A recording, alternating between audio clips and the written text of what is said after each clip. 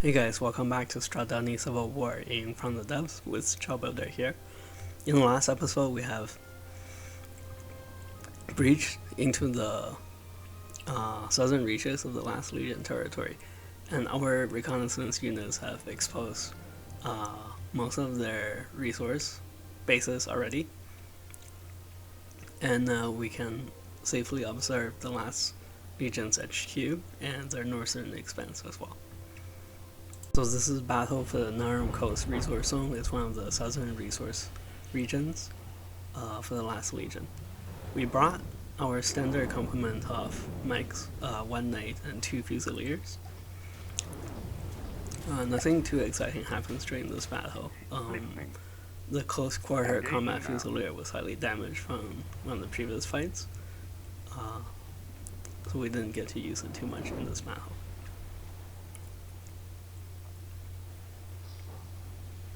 Today I'm trying a slightly different format where I record all the video without any commentary and then add a commentary later. It does help with editing a little bit because the game slows down quite a bit when there's lots of units, especially so many units with very complicated breadboards in them. So by doing it this way, I'm able to compress the video a little bit. Just to normalize the game speed, and then what you guys see is a more smooth, realistic motion for the game simulation. Here we have the Coronis Power Plant battle.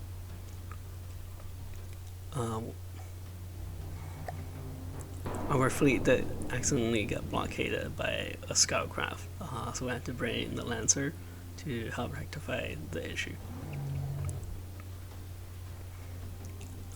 The tractor beam here with sticking the two units together is a little bit janky, especially with such a close quarter approach like this. Yeah, that's quite embarrassing to see. Even though I put limiters on the angle of tractor beam, not quite sure why we have that glitch over there. And at the end here, we crashed our bot a little bit and had to go back and repair it.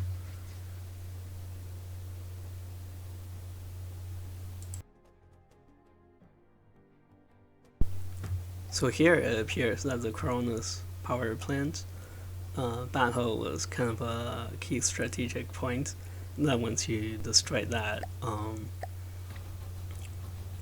the last Legion actually spawned quite a large number of forces. There's actually 3 fleets that spawn around the map, 2 of which are already in my territory, which used to be the Spanaheim Raiders territory. The first one here is called Battlefleet Crimson, and it consists of a large group of airships, totaling about 400,000 to 600,000 materials. I'm not quite sure. As you can see, the units are quite dense, and the spacecraft Dragoon is able to do quite a bit of damage against them. Just by the virtue of their density, all their components are very tightly packed together. There's quite a few spectacular explosions. Even though these units are not as heavily armored as a Cobalt, which is kind of what the Dragoon is designed to shoot against. So it does overpen quite a bit, but because of these units' internal vulnerability. As you can see here in this very demonstration, our top-down fire is still quite effective.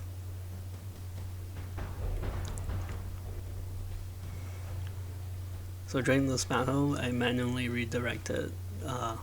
picked targets for the Dragoon, and were able to disable most of the airships by knocking them out of the sky and having them getting it too low, despawn.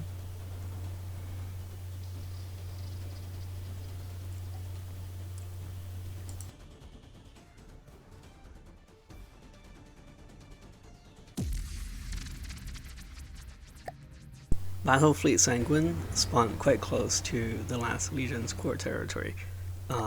Luckily right next to the Almighty class Gun Apostle, which we have here. It costs about 700,000 materials, and this fleet in total costs about 800,000.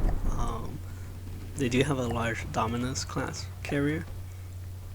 I did elect to spawn in the fleets not all together, just in the interest of keeping performance fairly stable.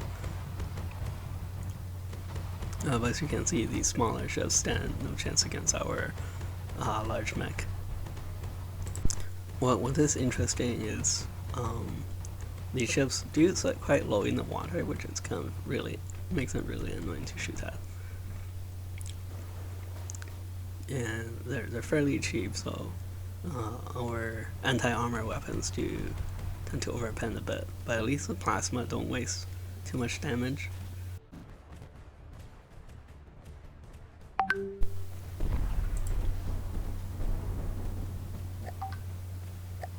Okay, we got quite a bit of a beautiful ammo explosion on that one.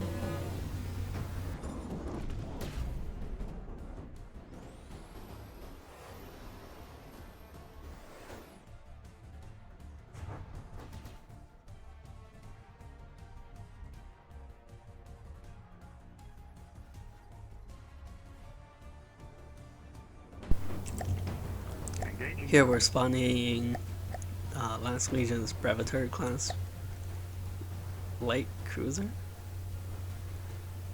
It's quite an interesting ship. It's got fairly nice APS guns, which can indeed do quite a bit of damage against us. At least the guns aren't missing. They have fairly good velocity and firepower rating as well. But the guns don't seem to be properly diffused, so we're able to ammo rack them with the right hits.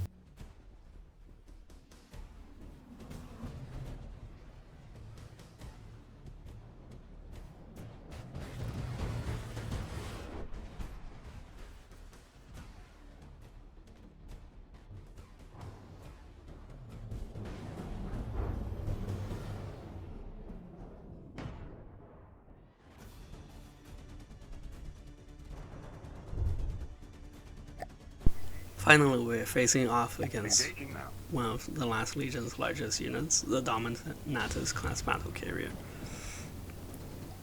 As you can see, the small aircraft that it carries are fairly weak. Because mechs are naturally frontsiders, we don't want to have the planes surround us, so I assigned it to target one of the smaller aircraft, but later I realized we don't want to have our sight facing the main warship itself, so we decided to focus on that first and ignore the planes. The mech itself has fairly redundant design on its lift system, as well as ammo layout, so we're fairly safe to not worry about the flanking low airplanes.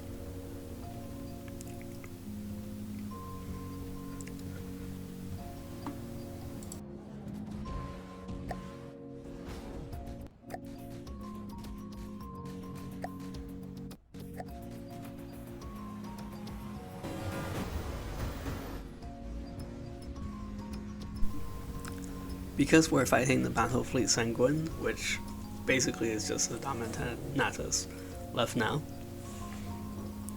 in enemy territory, quite far from our own territory where we're able to repair.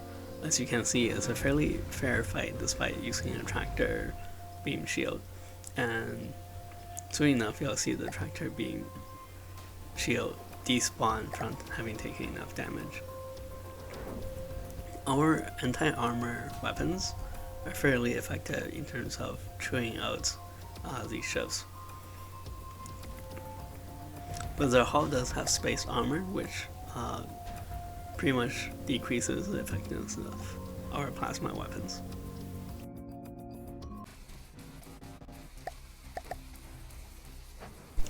The Battlefleet Scarlet our Dragoon space mech does struggle quite a bit compared to the previous airship fleet.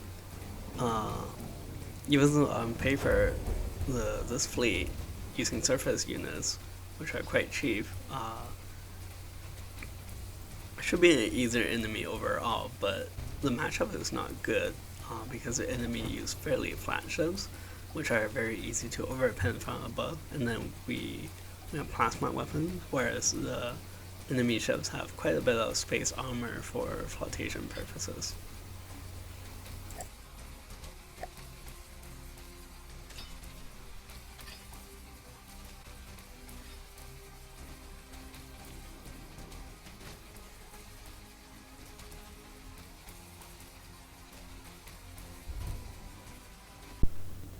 Here you can see a lot of the enemy's missiles streaming up into space and hitting our craft.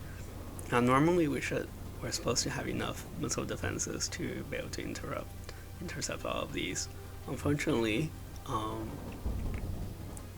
it seems like some of our missile defenses have been damaged in the opening moments of the fight, which kind of decreased our effectiveness.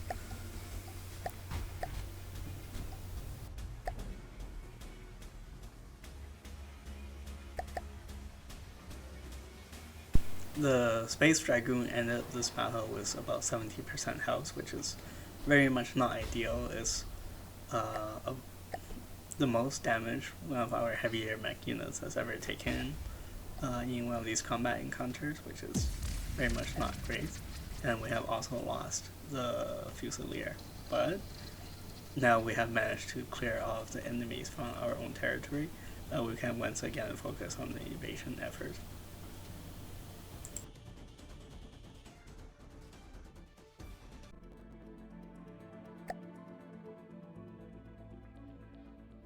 The Prokovka Forest resource zone is a very interesting battle. The enemy has very interesting terrain in terms of this crater-like region with a circular bay, and they have positioned their units all around the bay to trap any enemies inside by being able to fire on them from outside. I kind of made a oops here by not manually assigning targets, and then one of the mechs flew into the center of the kill zone, which is not great, and it definitely decreased our overall force's effectiveness throughout the battle by having it taking so much damage early on. Now it's either exposing its back or its sides to enemies. As you can see, it's taking quite a bit of damage.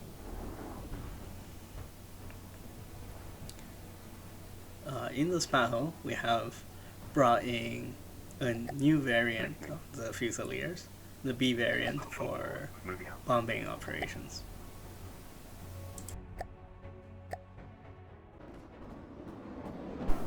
The B variant Fusilier is basically the same as the E variant for economy, except it has two large missiles strapped to its shoulders, and its chest gun is which used to be a connected repeater, is replaced with two large caliber time explosive cannons, which are perfect for taking out small, cheap buildings like these.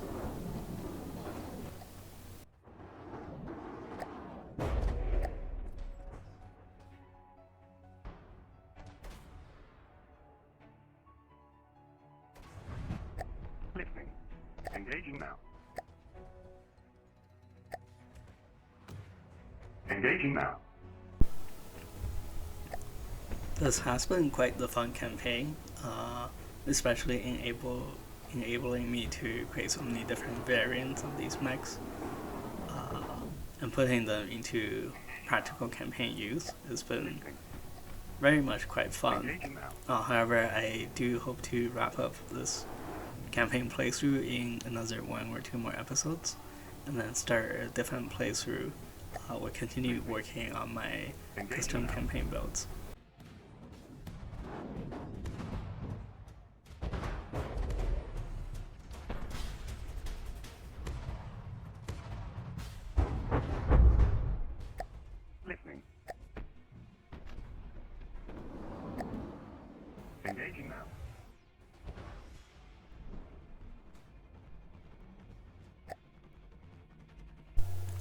So that brings us to the end of today's episode.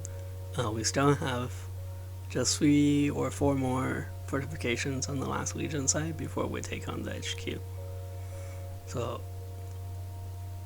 thank you guys so much for watching. See you in the next episode.